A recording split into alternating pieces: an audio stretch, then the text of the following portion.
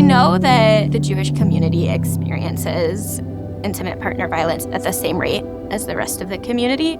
About 1 in 4 Jewish women will experience domestic violence in their lifetime. Those numbers are higher for the LGBTQ community.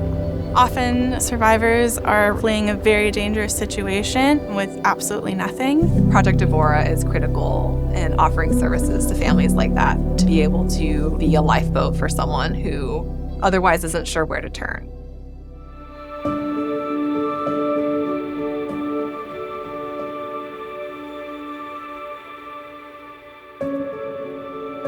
Back in 1997, domestic violence was really becoming well known in the community. Several Jewish community leaders decided they wanted to help establish Project DVORA to create a culturally competent Jewish domestic violence department here at Jewish Family Service. Over time, we continued to build capacity. We now have a team of 5 to identify and meet the needs of the Jewish community. Survivors are reaching out at varying stages in their journeys. We have people reaching out to us every week who are ultimately reaching out to us as a last resort.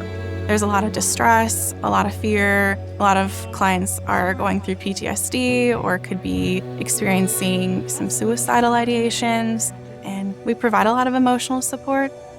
One person was staying at a hospital, and the hospital caseworker actually left us a voicemail and said, "We're going to have to release her tomorrow on a Saturday into homelessness. Is there anything that JFS Project DVORA can do?" We might have to really dive into safety planning, putting them in a confidential hotel for a few weeks. We are really lucky to have a staff attorney in-house at Project DVORA. Every week, we have survivors who are asking for that support. To represent them or help them file for a divorce or a domestic violence protection order. That is a huge need in the community and not something that all DV agencies are able to provide their clients. One of our new roles is our outreach and prevention coordinator. This position was really created to be a holistic resource for the Jewish community. That involves going to synagogues and Jewish schools and offering domestic violence 101 trainings. A big focus is to really help young people start to think about relationships and think about what's healthy and feels good before violence happens. One of the things I've gained from the Project DVORA workshop was understanding my own boundaries. The hope really is that as they enter into more mature adult intimate relationships, they'll see the red flags, right? Or they'll have the boundaries. It paves a new path for future generations. L'dor v'dor.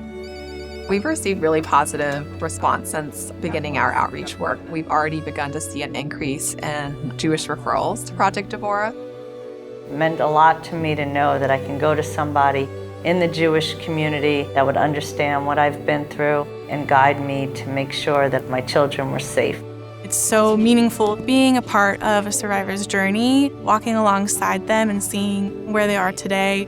We're able to see them come out in a better place, for them to be able to get that protection order or to get primary custody of their child. Just to see that strength and power return to our clients, it just makes our work feel that much more meaningful.